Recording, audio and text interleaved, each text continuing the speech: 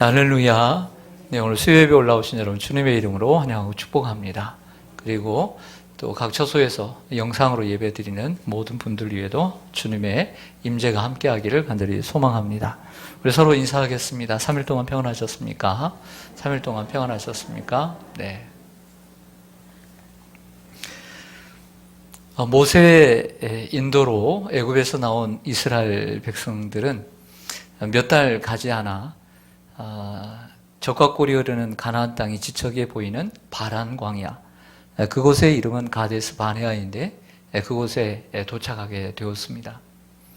네, 하나님께서는 즉각 올라가라고 하셨지만 그래도 정탐하기를 원했던 이스라엘 백성들의 그러한 요구를 하나님이 들으시고 각 지파의 아주 젊은 그것도 지도자들을 하나님이 선택하셔서 12명을 보냈습니다. 40일 동안 정탐을 하게 했고, 그리고 그들의 지형이라든지 또 거기에 대한 풍토 여러 가지 일들을 알아보라고 보내게 되었습니다. 그 40일이 다 차고 돌아와서 보고를 하는데 여기서부터 문제가 생겼습니다. 다수인 10명의 사람들은 보고하기를 처음에는 그 땅은 참 적과 꿀이 흐르는 땅이다 라고 얘기를 했습니다.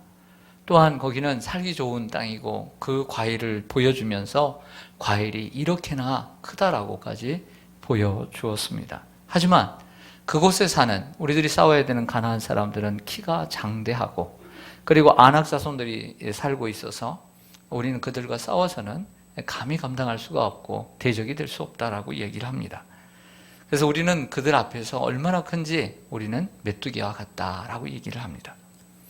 그러자 이 보고를 들은 이스라엘 백성들은 호들갑을 떨면서 밤새도록 통곡하고 그리고 그 다음에 모세와 아론을 원망하기 시작합니다. 왜 외국에서 데려왔느냐라고 하는 것이죠. 거기서 살다가 거기서 죽었으면 좋았을 것을 하면서 원망하기 시작합니다.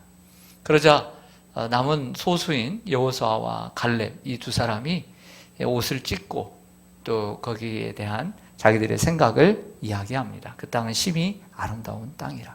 하나님이 우리를 기뻐하시면 그 땅을 우리에게 드리실 것이다. 비록 전쟁을 해야 되는 어떤 그런 고난은 우리가 시련은 감내해야 되지만 우리가 능히 이길 수 있기 때문에 우리가 두려워하지 말자. 이렇게 얘기를 하는 내용입니다. 이러한 그 똑같은 것을 봤음에도 불구하고 한쪽은 비관적인 보고를 하고 한쪽은 긍정적인 보고를 하게 되었습니다. 여러분 잘 아시는 대로 이 가데스 바네아 사건이 얼마나 중요한지 우리는 알고 있습니다.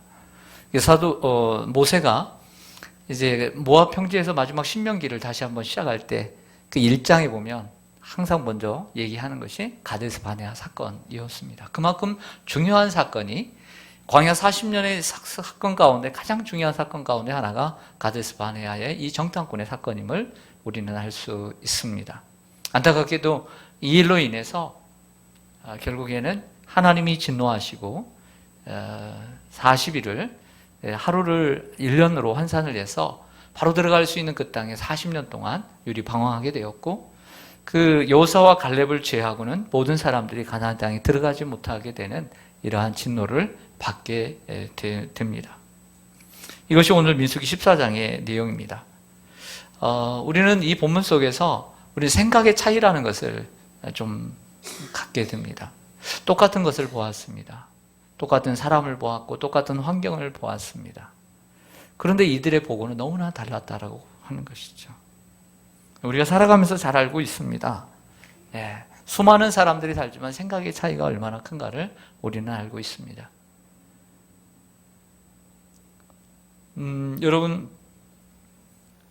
여러분 혹시 지갑을 가져오셨는지 모르지만 여러분들이 지갑이 있다면 여러분들 지갑 속에 요즘 카드를 많이 사용했지만 돈이 많이 들어있습니까? 적게 들어있습니까? 네, 안 가져갈 테니까 안 가져갈 테니까 많이 들어있습니까? 적게 들어있습니까? 적게 들어있어요? 네, 그건 답이 아니에요. 그건 여러분들의 생각이에요. 네, 그건 여러분들의 생각이죠. 왜냐하면 단돈 1,000원을 가지고 있어도 2-3천원을 가지고 있어도 별로 쓸 곳이 없다라고 생각되면 결코 적지 않다라고 생각을 해요. 근데 여러분들이 쓸 일이 많고 할 일이 많고 살 것이 많다라고 생각이 되어지면 여러분들이 좀 더 다른 사람보다 몇만 원, 10만 원, 20만 원 가지고 있어도 적다고 생각할 수 있는 것이죠. 전 지갑이 없어요. 그래도 적다고 생각지 않습니다. 여러분, 우리가 어떤 걸 쓰느냐에 따라서 또 어떤 걸 쓸만하느냐에 따라서 달라지지 않을까요? 이런 것입니다. 우리 이 컵에 지금은 이제 투명한 컵이 아닌데 이 예쁜 컵에 이제 물이 이제 3분의 2 정도 지금 들어 있습니다. 금요기도회 같은 경우는 제가 많이 마시는데 이 컵에 물이 많을까요? 적을까요? 이 컵에 물이 네, 제 맘이죠. 네. 일단 많이 들어있으니까 아직 3분의 2 정도 있으니까 많이 있죠. 네, 수요일 날은 그렇게 많이 마시지 않으니까. 그래도 생각이 다를 수가 있습니다. 좀 많이 들어있으면 여유 있게 마시면 됩니다. 좀 더 많이 마셔도 되고요. 근데 적게 들어있으면요, 아끼면서 먹으면 됩니다. 그게 불편한 건 없습니다. 딱 보고서 야, 오늘 내가 지금 예배 드리니까 좀 이따 마셔야 되니까 근데 아직도 많아요. 그럼 많이 여유 있게 그냥 많이 마시면 돼요. 적다 그러면 아끼면서 마시면 부족하지도 않은 것이죠. 여러분, 우리들의 얘기를 해보겠습니다. 지금 여러분들의 상황, 여러분들이 누구보다 잘 아시죠? 여러분들의 가정의 상황, 자녀의 상황, 여러분들의 상황, 여러분들이 가장 잘 아시죠? 지금 여러분들이 처한 상황은 희망적입니까? 어떻습니까? 절망적입니까? 지금 여러분들이 처한 상황, 여러분들이 건강과 함께, 환경과 함께, 물질과 함께, 가정과 함께, 지금 여러분들의 미래와 함께, 여러분들의 처한 지금 상황은 희망적입니까? 절망적입니까? 네. 여러분들은 어떻게 생각하십니까? 여러분들의 생각에 따라서 달라지는 거죠. 이러한 생각의 차이는 엄청난 결과를 초래할 수 있습니다. 12명은 똑같은 것을 보았습니다. 근데 이렇게 다른 걸 보면 이 땅의 사람들도 12명이라고 볼 수 있어요. 이 땅의 사람들도 자기의 처한 상황을 정말 다양하게 보고 있다라고 볼 수 있는 거죠. 어떤 사람은 정말 괜찮은 상황을 가지고 있는데 정말 비관적으로 생각하고 그리고 부정적으로 생각하고 절망적으로 생각하는 사람이 얼마든지 있을 수 있다. 근데 그렇지 않은 상황 가운데 있음에도 불구하고 얼마든지 긍정적이고 얼마든지 미래적이고 얼마든지 희망적이고 얼마든지 정말 창조적으로 생각할 수 있다는 것이죠. 제가 얼마 전에 마음이 좀 그럴 때 광명 쪽을 좀 다녀오는데 광명에서 이제 차를 몰고 들어오는데 좀 마음이 좀 찹찹했어요. 찹찹해서 오는데 하나님께서 두 사람을 저에게 보여주셨어요. 첫째는 한 사람은 광명에서 이제 넘어오면서 금천교를 넘어오기 전에 횡단보도가 있는데 그 오른쪽에 어떤 사람이 한 여자분이었는데 여자분이 길을 걸어 이제 횡단보도를 걸어가는데 몸이 불편했어요. 다리가 불편한 분이었어요. 그래서 다리를 끌면서 그곳을 지나가는 거예요. 근데 제 눈에 보기에는 불행해 보이지 않았어요. 순간 이렇게 생각했죠. 나는 사지가 멀쩡한데 저 사람은 한번 제대로 뛰어보지도 못했을 건데 저 사람은 운동 한번 제대로 하지 못해 볼 텐데 그래도 나는 뛸 수도 있고 운동도 할 수 있고 나는 멀쩡하게 걷고 있는 사람인데 이런 생각이 들었어요. 다리를 건넜습니다. 다리를 건너고 이제 우시장 쪽으로 넘어오려고 하는데 차가 막혔어요. 차가 막히다 보니까 이제 옆을 좀 보게 됐죠. 옆을 딱 보는데 택시였어요. 택시 운전사가 눈에 딱 들어오는데 운전을 하고 있으면 제가 이쪽에서 보니까 이렇게 잡고 있잖아요. 잡고 있더라고요. 그러니까 제 눈에 들어온 것은 왼손이었어요. 왼손이었는데 제 눈에 보이는 이 5 손가락 가운데 다 보이진 않았지만 2개의 손가락이 잘려 있었어요. 2개의 손가락이 없더라고요. 근데 택시기사를 하는 거예요. 왜 하나님께서 내가 이렇게 마음이 착잡한 가운데 하나님께서 이 여자분을 보게 하시고 이 남자분을 보게 하셨을까? 순간 생각했습니다.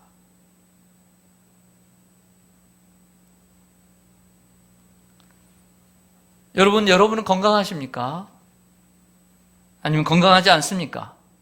무엇이 건강의 기준입니까? 여러분들이 결정하는 겁니다. 사람들이 결정해 주는 게 아닙니다. 우리 자신이 결정하는 겁니다. 한 무리는 우리는 등이 올라가지 못하리라 했고 한 무리는 등이 올라가리라고 얘기합니다.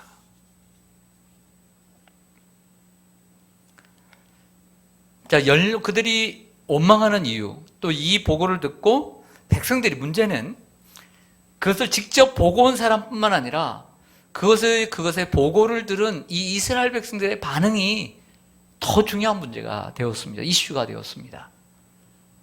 소란이 일어났습니다. 소요가 일어났습니다. 폭동에 가까운 소요가 일어났습니다.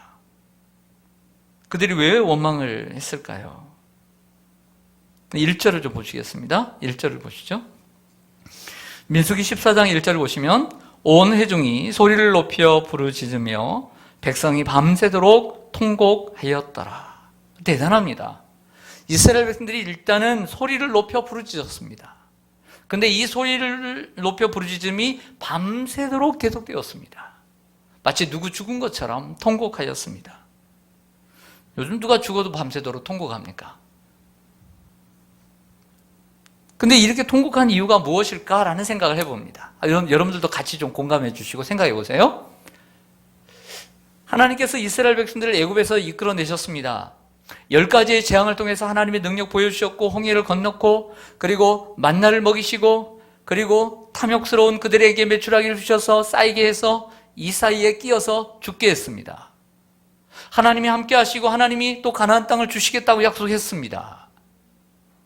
십계명을 주시고 그 땅을 주시겠다고 했습니다. 그런데 이 상황 가운데 이 보고를 들은 이스라엘 백성들은 왜 원망했을까요? 그리고 왜 밤새도록 통곡했을까요? 뭐라고 생각하세요? 이런 생각이 들었습니다.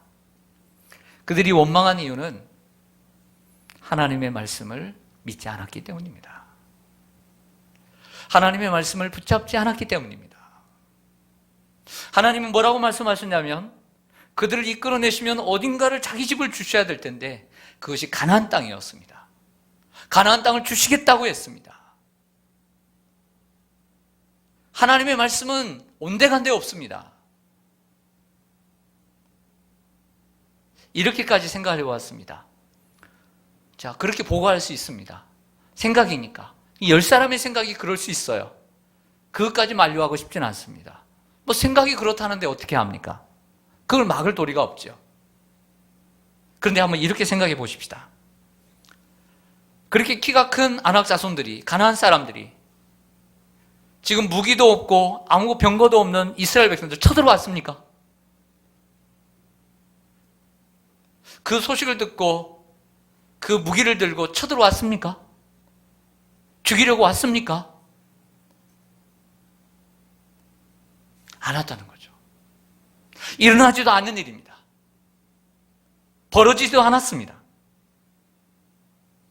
어떤 일도 일어나지 않았습니다. 근데 그런 상황 가운데 너무 이미 진 것처럼, 이미 죽은 것처럼 하고 있는 모습을 볼 수 있습니다. 그들은 하나님의 말씀을 붙잡지 않았습니다. 하나님의 말씀을 붙잡지 않는 곳엔 불평이 있습니다. 그리고 하나님의 말씀 대신에 불평하는 말 그리고 부정적인 말을 잡을 수밖에 없습니다. 어떤 일이 일어나지 않았는데도 원망하고 불평하고 비관하는 것은 불신앙임을 알 수 있습니다. 뭐에 대해서? 하나님의 말씀에 대해서. 이들은 그냥 따라온 것입니다. 하나님의 말씀 없이 따라왔습니다. 그냥 저 구름 기둥이 저렇게 움직이니까 가야 되겠네.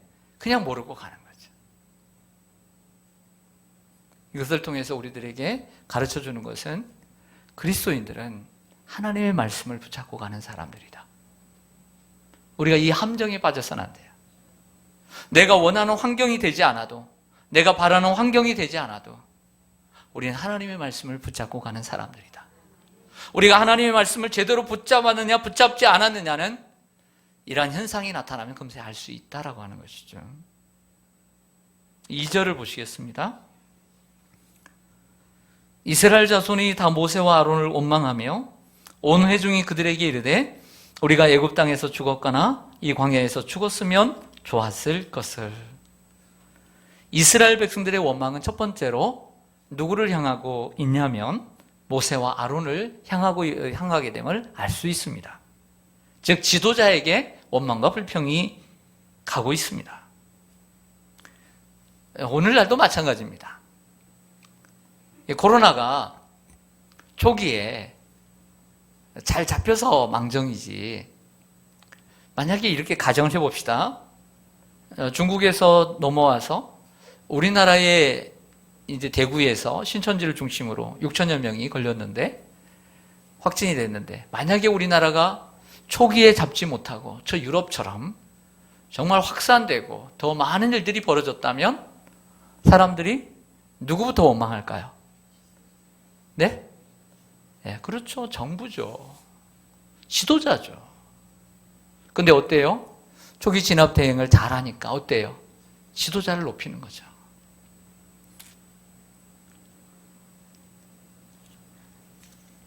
유럽이나 미국 사람들은 어떻게 생각하는지 잘 모르겠지만 만약에 우리도 그 정도로 수십만 명이, 그리고 수만 명이 죽었다고 가정해 봅시다. 우리나라 규모에 비해서. 그러면 아마 이런 얘기 나오지 않을까요? 이민 가고 싶다. 대한민국은 못 살 나라다. 불행한 나라다. 이런 말 나올까요? 안 나올까요? 근데 이번에 어떤 말이 나왔죠? 제일 살만한 곳이다. 안전한 곳이다. 대한민국은 행복한 나라다. 이렇게 나온 것 아닐까요? 그러면 다음에 이 코로나 문제만 해결되고 그 다음에 다음에 더 어려운 문제가 있는데 정부가 제대로 못 막았다. 그러면 이 말 할까요? 다른 말 할까요? 다른 말 하죠. 어떻게 이렇게 잘하세요? 이게 국민이에요. 이게 백성이죠. 불만의 특징은 전염성에 있는 것 같아요. 즉 좋은 것은 전염이 잘 안 돼요. 근데 나쁜 것은 전염이 쫙 됩니다. 예를 들어 코로나19가 중국에서 일어날 때만 해도 온 세계에 불길처럼 퍼지리라고 누가 상상을 했을까요? 우리나라에 전염될 때까지만 해도 누구도 전 세계로 퍼질 것이라고 상상하지 않았습니다. 그래서 오늘 인터넷을 접속해서 오늘 오전 10시 기준으로 전 세계 감염자를 찾아봤더니 935만 명입니다. 곧 1000만 명을 육박합니다. 전 세계 실시간 통계를 보니까 누적 확진자 수가 935만 3천 명이고요. 사망자는요 48만 명. 세계 최다 감염국은 미국으로 242만 4천 명. 사망자는 12만 3천 명. 유럽 최다 감염국은 러시아로 확진자가 59만 9천, 56만 명, 60만 명. 근데 사망자는 8,359명. 러시아에 의해 10만 명 이상의 확진자를 가진 유럽 국가는요, 영국이 30만 명, 스페인이 29만 명, 이탈리아가 23만 명, 독일이 19만 명, 프랑스가 16만 명으로 집계가 됐습니다. 남미를 보니까 브라질이 115만 1,479명, 사망자가 5만 2,771명, 페루는 26만 명이 확진자가 나왔고요. 칠레도 25만 명을 돌파했다고 오늘 나왔더라고요. 중동에서는 이란이 제일 많은데요. 20만 9천 명이 넘어섰고요. 사우디아라비아도 16만 4천 명이 넘는 확진자가 기록됐다고 합니다. 잘 아시는 대로 우리나라는 12,500명의 확진자입니다. 12,500명. 적죠. 다른 나라에 비해서. 사망자는 281명.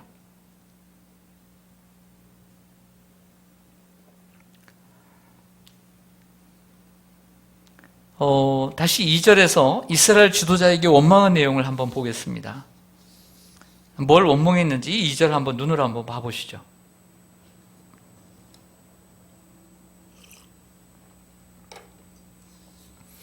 두 가지를 원망하고 있습니다. 하나는 우리가 애굽 땅에서 죽었거나 죽었어야 했다. 두 번째는 우리가 광야에서 죽었어야 했다는 얘기를 하고 있습니다. 저를 보시죠. 이 말이 무슨 말인가 한번 생각해 보았습니다. 우리가 애굽에서 죽었어야 했고, 그리고 광야에서 죽었어야 했다. 한마디로 죽었어야 했다는 거죠. 그러면 애굽에서 죽었어야 했다는 말은 애굽에서 태어나 죽은 우리의 조상들처럼 그냥 거기서 살다가 우리도 죽었어야 했다는 말이죠. 그럼 광야에서 죽었어야 했다는 말은 얼마 되진 않았습니다. 아직 채 1년도 되지 않은 사이에 죽은 자들을 보았습니다. 언제 봤습니까? 메추라기의 탐욕에서 보았습니다. 고기가 먹고 싶다고 탐욕을 부리는 그들에게 하나님은 수없이 메추라기를 주셔서 많이 죽이셨습니다. 그들처럼 광야에서 죽었어야 했다, 이렇게 얘기를 하는 거죠. 사실 이들은 출애굽한 후에 지금까지 몇 달 동안 하나님의 놀라운 기적을 많이 맛보았습니다. 하나님의 능력도 맛보았습니다. 하나님의 능력과 하나님의 기적 속에 이스라엘 백성들 향한 하나님의 사랑을 맛보았습니다. 그런데 이런 일로 좋은 과거는 날아가고 지도자를 원망하고 새로운 지도자를 세우고 애굽으로 돌아가자고 얘기를 하고 있는 거죠. 결국 이스라엘 백성들은 하나님과의 관계에서 믿음의 뿌리가 약했어요. 하나님과의 관계에서 믿음의 뿌리만 약할 뿐만 아니라 사람과 사람, 그리고 백성들과 지도자들 관계 속에서 신뢰와 사랑의 뿌리도 약했어요. 우린 지나온 과거에 대해 감사할 필요가 있습니다. 그리고 어려움 속에서도 바른 생각과 믿음의 판단을 해야 할 필요가 있는 줄로 믿습니다. 지금 힘든 것만을 바라보지 말고 지금까지 하나님께서 나를 이끌어오신 삶을 돌아봐야 합니다. 그 하나님을 바라봐야 합니다. 이게 믿음인 것이죠. 3절로 가보겠습니다. 지도자들을 원망한 그들은 그 다음에 어떻게 했을까요? 3절에 보시면 어찌하여 여호와가 우리를 그 땅으로 인도하여 칼에 쓰러지게 하려 하는가? 우리 처자가 사로잡히리니 애굽으로 돌아가는 것이 낫지 아니하랴. 여러분, 안타깝게도 지도자들의 원망은 그것을 뛰어넘어서 이제 누구에게 원망이 갑니까? 하나님, 여호와 하나님께 가고 있는 것을 보게 됩니다. 하나님을 가리켜 뭐라고 얘기하죠? 칼에 쓰러져 죽게 하는 자, 칼로 망하게 하는 자라고 얘기를 합니다. 그리고 처자까지 사로잡히게 하는 분으로 묘사하는 것을 보게 됩니다. 아무리 가족이 중요해도 가족으로 인해 하나님을 원망하는 것을 안타깝게 보게 됩니다. 가족 중요하죠. 하지만 그 가족으로 인해서 일어나지도 않는 일 가지고 혹 일어났다 할지라도 하나님을 원망해서는 안 된다는 거죠. 이스라엘 백성들은 사랑이신 하나님을 살인자, 그리고 최악의 악행자로 여기고 있습니다.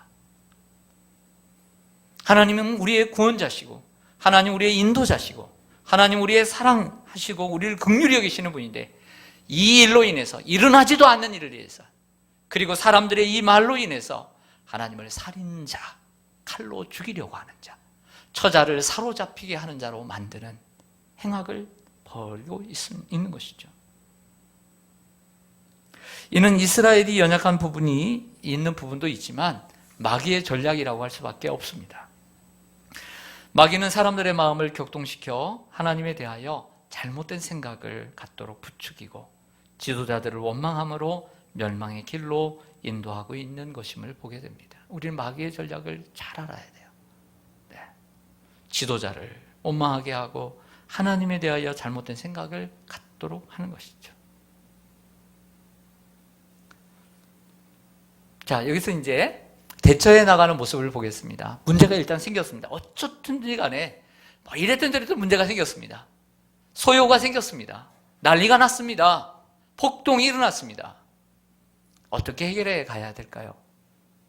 먼저는 모세와 아론의 노력이 보입니다. 5절을 보시죠.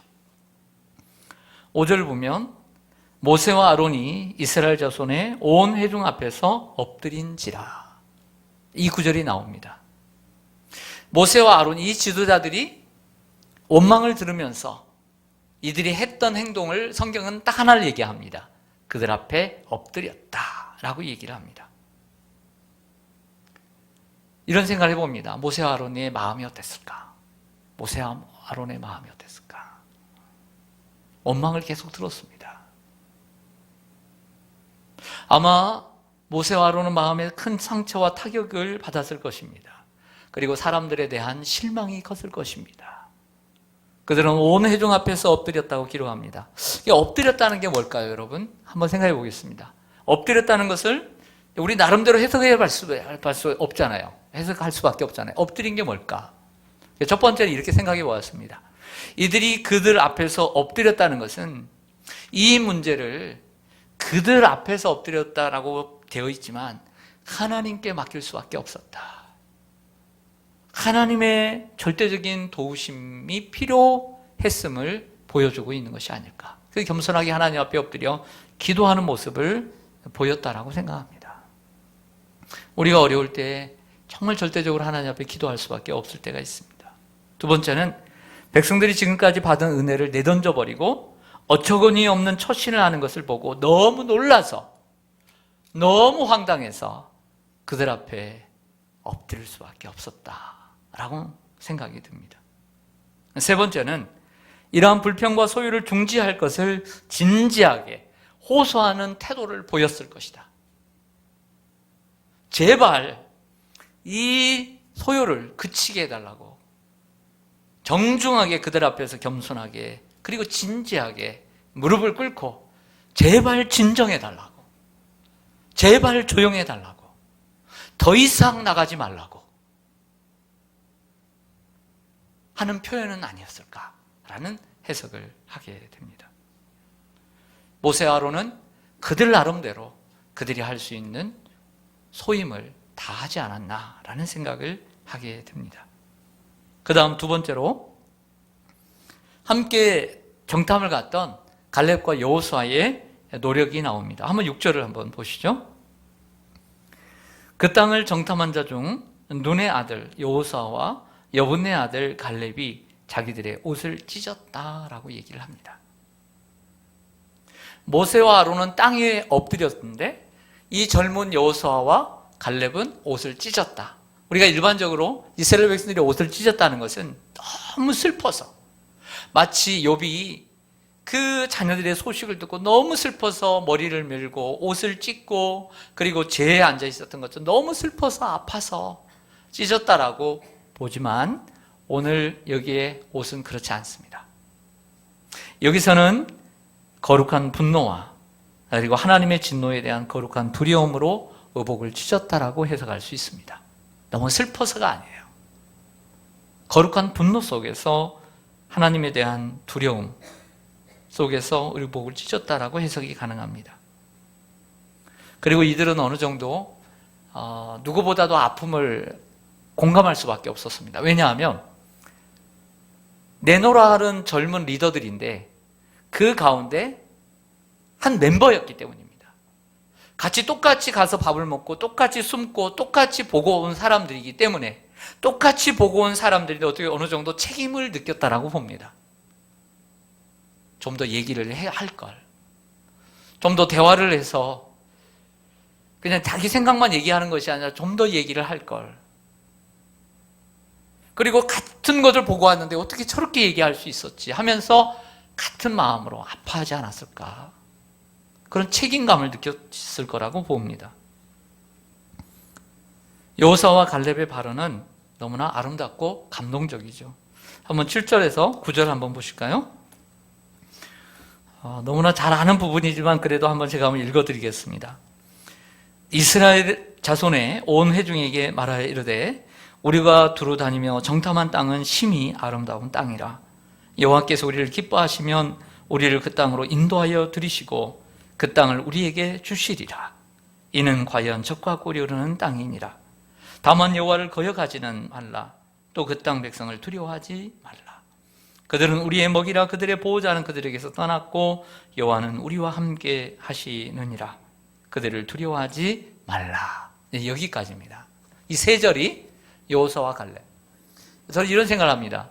왜 하나님께서는 여호수아와 갈렙 둘 중에 왜 여호수아를 선택했을까라는 생각을 가끔씩 해요. 여러분들도 그런 적 있을 겁니다.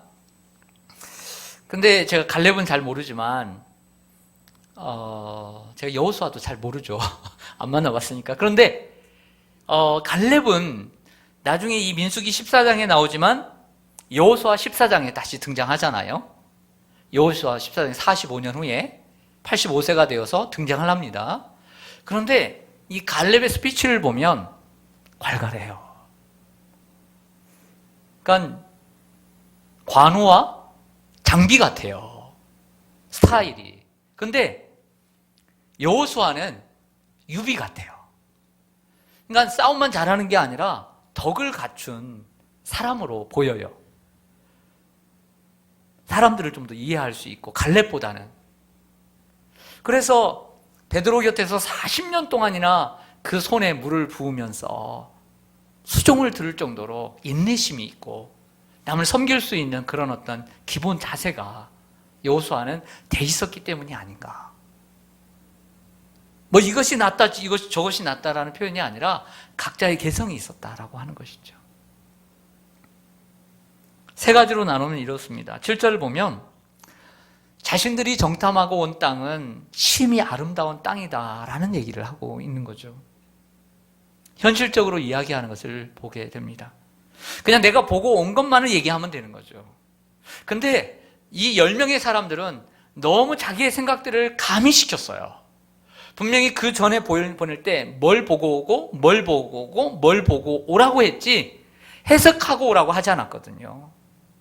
근데 자기의 생각들을 가미해서 계속 넣었던 것이죠. 그냥 보고 온 대로만 얘기하면 되는 것이죠. 제가 이번 주 말고 지난주 목회 칼럼에 나에겐 긍정이 필요하다라고 하는 목회 칼럼을 적은 적이 있습니다. 긍정이라는 것은 있는 그대로 받아들이고 수용하는 것을 얘기합니다. 사실이 안 좋은데 무조건 뭐 좋을 것이다 라고 해서는 안 된다는 거죠. 그냥 보고 온 것이 적과 꿀이 흐르는 땅이다. 그럼 적과 꿀이 흐르는 땅이라고 얘기하면 되는 거예요. 참 심히 아름다운 땅이다. 여기에 대해서는 공통점이거든요. 10명의 사람들도 그렇게 얘기했거든요. 심히 아름다운 땅이다. 사실을 얘기한 거죠. 그리고 8절에 보면 여호와를 기쁘시게 해야 한다. 이 말에는 이런 뉘앙스가 들어있는 것 같아요. 지금 이 상황을 보고하는 이 10명의 사람들의 보고와 그리고 이 보고를 들은 백성들의 이 반응이 하나님을 기쁘시게 하지 못하고 있다라고 하는 것이죠. 이건 결국 하나님을 기쁘시게 하지 않는 불신앙에서 시작된 것이다. 그래서 히브리서 11장 6절에 보면 믿음이 없이는 하나님을 기쁘시게 하지 못하나니 이렇게 얘기했어요. 결국 하나님을 기쁘시게 하지 않는 것은 불신앙인 것이죠. 원망과 불평이 하나님을 거역하게 하는 길이 된다고 9절 초반절에 얘기합니다. 그리고 9절에서는 그 땅 백성을 두려워하지 말라. 비록 그 땅을 차지하는 가정에 어려움은 있지만 그들은 우리의 먹이, 밥에 불과하고 그들의 보호자, 신들은 떠났고 여호와는 우리와 함께 계신다라고 역설하고 있습니다. 그러므로 제 아무리 강한 자들이 있을지라도 결코 두려워할 필요가 없다라고 아주 감동적인 연설을 합니다. 호소하죠. 이 정도 됐으면, 이게 감동적인 이야기를 했으면 어느 정도 정말 마음이 돌아와야 될 텐데 결과를 한번 보겠습니다. 마지막으로 10절 한번 보시죠. 온 회중이 그들을 돌로 치려 하는데 그때 여호와의 영광이 회막에서 이스라엘 모든 자손에게 나타나시니라. 마치 스데반의 설교를 들은 유대인들이 돌을 들어 스데반을 더욱더 치려고 했던 것처럼 그들을 돌로 치려고 할 때 하나님의 영광이 나타나는 것을 보게 됩니다. 모세와 아론 그리고 여호수아와 갈렙의 이러한 각고의 노력에도 불구하고 아무 소용이 없음을 보게 됩니다. 백성들은 이 지도자들의 무릎을 꿇고 엎드리는 이러한 낮은 자세에도 감동하지는 않았습니다. 여호수아와 갈렙의 믿음의 말을 듣고도 마음이 더욱 완악해져서 도리어 돌을 들어 치려 했습니다. 하지만 하나님의 영광이 회막에 나타나자 그들이 뿔뿔이 흩어지게 됩니다. 말씀을 정리하겠습니다. 그 다음에 11절, 12절을 여러분들께 보시면 하나님께서 나타나셔요. 한번 보겠습니다. 여호와께서 모세에게 이르시되 이 백성이 어느 때까지 나를 멸시하겠느냐. 내가 그들 중에 많은 이적을 행하였으나 어느 때까지 나를 믿지 않겠느냐. 내가 전염병으로 그들을 쳐서 멸하고 내게 그들보다 크고 강한 나라를 이루게 하리라. 하지만 모세는 또 기도하게 됩니다. 자, 이걸 봤을 때 이런 생각을 하게 됐습니다. 하나님은 이 상황을 가만히 지켜보고 계셨다는 거예요. 어떻게 진행이 되는지 하나님은 다 보고 계셨다는 거죠. 하나님은 우리가 특정한 상황에서 어떤 판단을 하고 어떤 말을 하고 어떤 행동을 하는지 하나님은 보고 계신다. 하나님은 이렇게 결정을 내립니다. 그들이 나를 멸시하고 그들이 나를 믿지 않는 행위로 규정하셨습니다. 성도 여러분, 우리는 여러 가지 상황을 만나게 됩니다. 자신과 직접 관련된 일일 수도 있고요. 아니면 남에게 들은 이야기일 수도 있습니다. 결국 생각의 차이는 믿음의 차이입니다. 그리고 반응의 차이도 믿음의 차이입니다. 성도 여러분, 우리가 여호수아와 그리고 갈렙처럼 우리가 생각하고 그 여호수아와 갈렙처럼 반응하고 그래서 하나님을 기쁘시게 해드리는 복된 성도가 되기를 간절히 소망합니다. 아멘. 기도하겠습니다.